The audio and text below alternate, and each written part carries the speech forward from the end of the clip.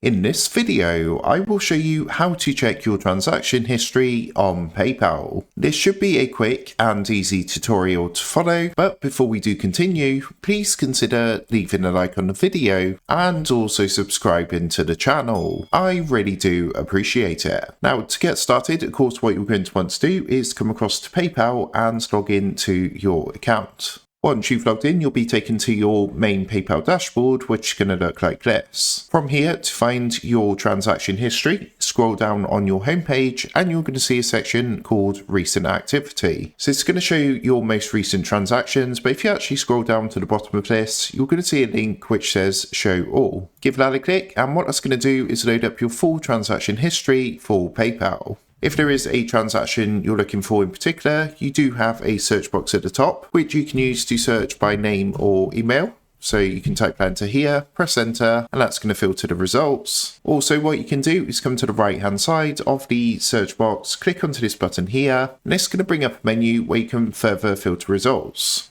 So if you are looking for a transaction, say from a specific date, you can select a date range from here. You can also choose what kind of date range you want to use. For example, last 90 days. Maybe it's a transaction from last year you're looking to find. And you can also choose the transaction type, whether it was a payment, a refund, a transfer, or whichever kind of transaction you was looking to look at. Any filters you do apply, make sure to click Apply Filters down at the bottom, and you'll be able to see the transactions for your selected filters. So that's how to check your transaction history on PayPal. With that being said, I hope this quick tutorial did help you out today. And if this did help you out, I would really appreciate it if you was to consider dropping down below the video, leaving a like, and also subscribing to the channel. With that being said, I just want to take a minute. Thank you guys for watching this quick tutorial, and I will see you in the next video.